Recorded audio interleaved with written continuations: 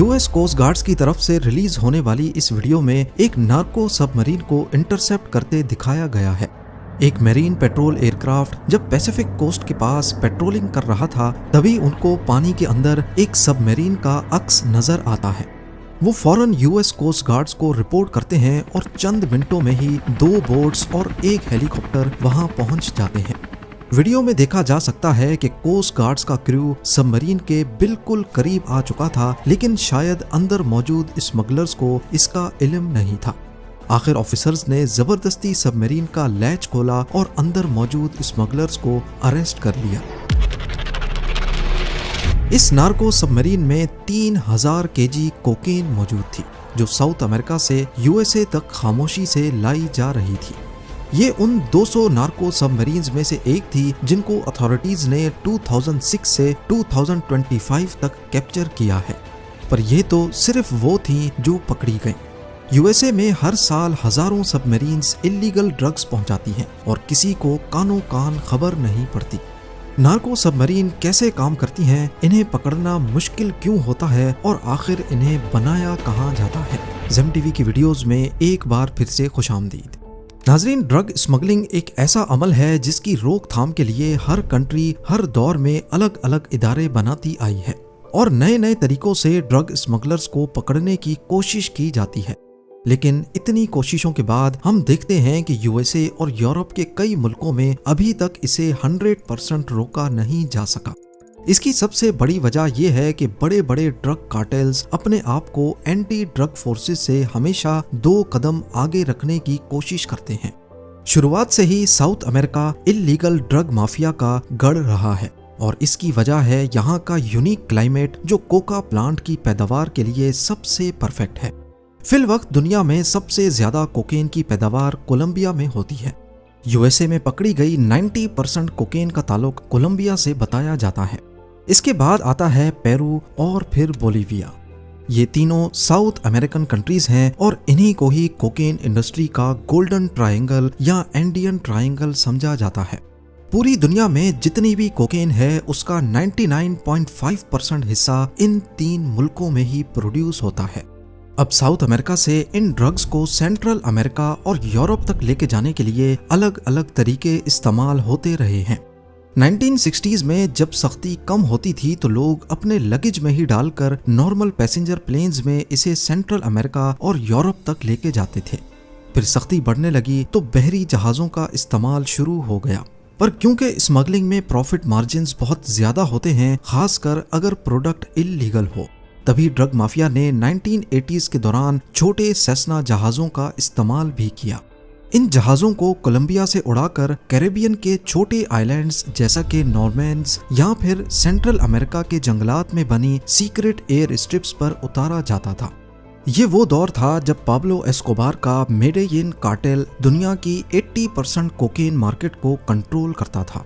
Carlos leather जैसे शातिर partners ने नॉर्मैंस के जैसे आइलैंड्स को स्मगलिंग हब बना दिया था, जहां ये छोटे जहाज लैंड करते थे। पर आहिस्ता आहिस्ता रेडार सिस्टम्स के बेहतर हो जाने की वजह से लॉ इन्फोर्समेंट अथॉरिटीज ने इन छोटे जहाजों को भी पकड़ना शुरू कर दिया।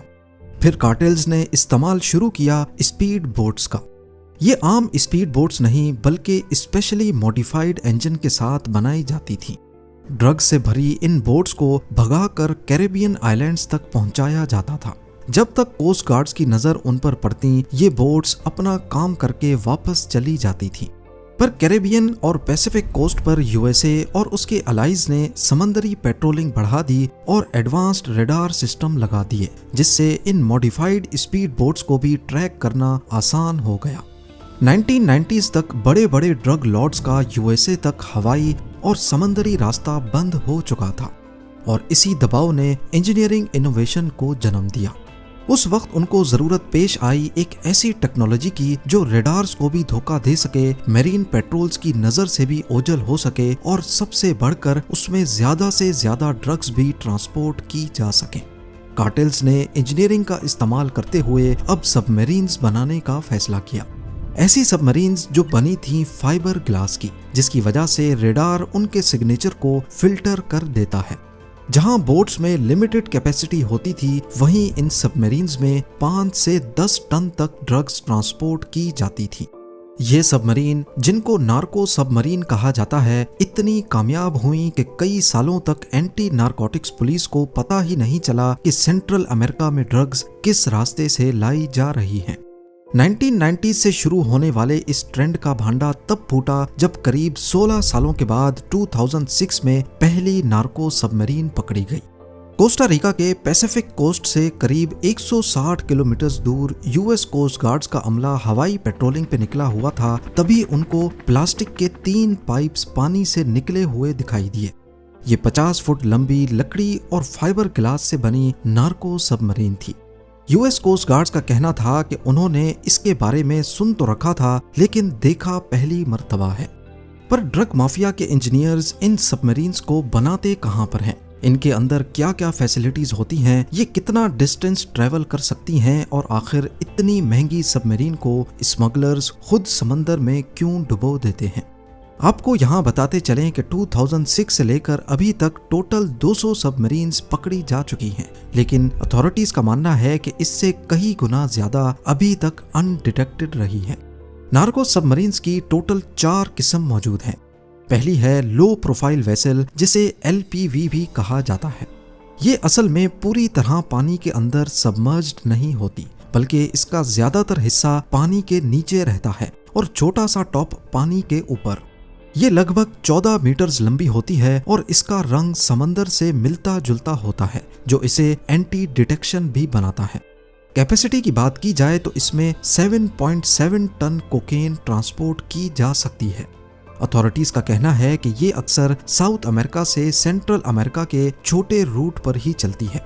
दूसरी नार्को सबमरीन है ट्रांस अटलांटिक सेमी सब। ये पहले LPV मॉडल जैसी ही होती है, लेकिन ज्यादा मॉडर्न और काफी बड़ी, लगभग 20 मीटर से भी ज्यादा लंबी।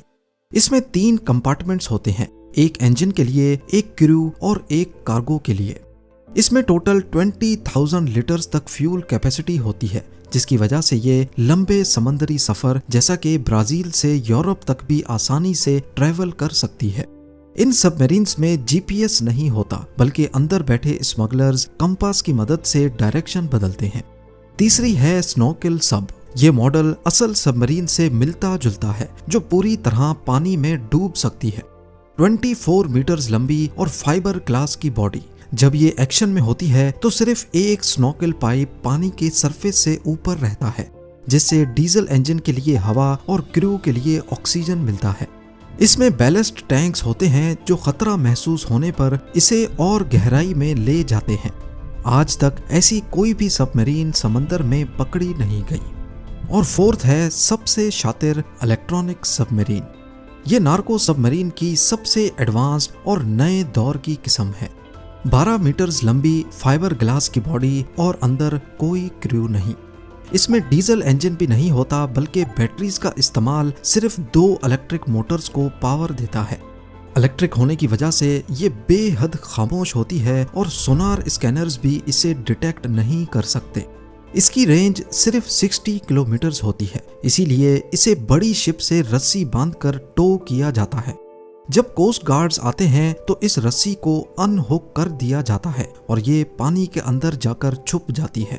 अथॉरिटीज का कहना है कि अभी तक ये सबमरीन कभी भी एक्शन में पकड़ी नहीं गई।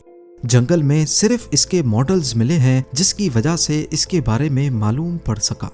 इन सबमरीन्स में क्रू के लिए एक छोटा वॉशरूम, वहीं पर सोने की जगह और खाने पीने के लिए एनर्जी बार्स होती हैं।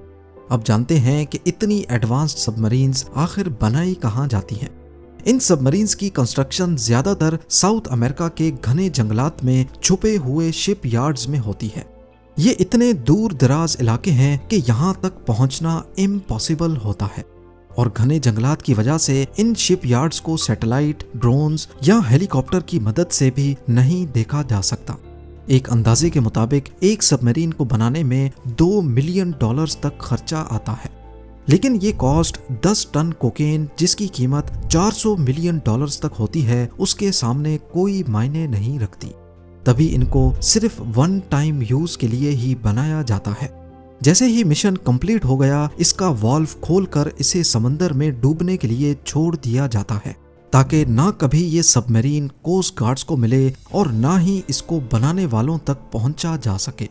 यहाँ तक कि अगर अंदर क्रू मौजूद हो और उनको पता चल जाए कि कोस्ट गार्ड्स करीब आ रहे हैं, तो वो फौरन इमरजेंसी वाल्व खोलकर इसे जानबूझकर डुबो देते थे और खुद बाहर निकल जाते थे ताकि पीछे कोई सबूत ना बचे।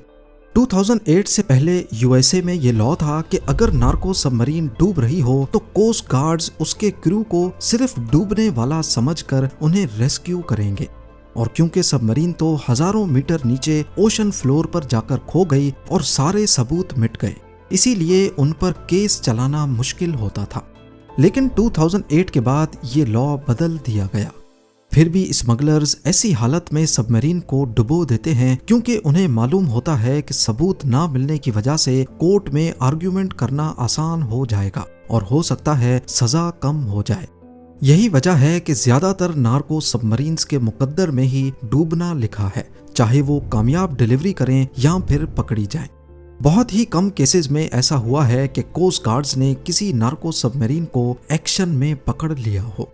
पर यहाँ सवाल पैदा होता है कि अथॉरिटीज को नार्को सबमरीन की ये सारी इंफॉर्मेशन कहाँ से मिली जो आप इस वीडियो में देख रहे हैं। 2022 में स्मगलिंग की दुनिया का एक अहम मोहरा ऑस्कर मोरिनो रिकार्डो पकड़ा गया, जिसे किंग ऑफ नार्को सबमरीन का लक़ब हासिल था। ये स्मगलर नहीं था, बल्कि उसका बुनियादी काम इन सबमरीन्स की कंस्ट्रक्शन था। बाद में मालूम पड़ा कि ऑस्कर ने माजी में स्पीड बोट्स के जरिए कोकेन ट्रांसपोर्ट करने का काम भी किया है, लेकिन वक्त के साथ साथ उसने खुद को कार्टेल्स के लिए बेहतरीन और स्टेल्थ वेसल्स बनाने वाले डिजाइनर और इंजीनियर के तौर पर काम किया। ये मेक्सिको और कोलंबिया के बड़े क्रिमिनल ग्रुप्स के लिए वेसल्स बनाता था। ऑस्कर मोरिनो रिकार्डो आम तौर पर अपने जंगल के सीक्रेट शिप यार्ड में ही रहता था, लेकिन जनवरी 2022 में वो कोलंबिया के शहर मेडेलिन में कोई डील क्रैक करने गया था और वहीं उसे अरेस्ट कर लिया गया। इस मिशन में कोलंबिया की नेशनल पुलिस और आर्मी के साथ साथ यूएस ड्रग इन्फोर्समेंट एडमिनिस्ट्रेशन के एहलकार भी शामिल थे। ऑस्कर जैसे मास्टर बिल्डर्स की गिरफ्तारी लॉ इन्फोर्समेंट के लिए एक बड़ी जीत जरूर है, लेकिन हकीकत में ये सिर्फ आइसबर्ग का किनारा है।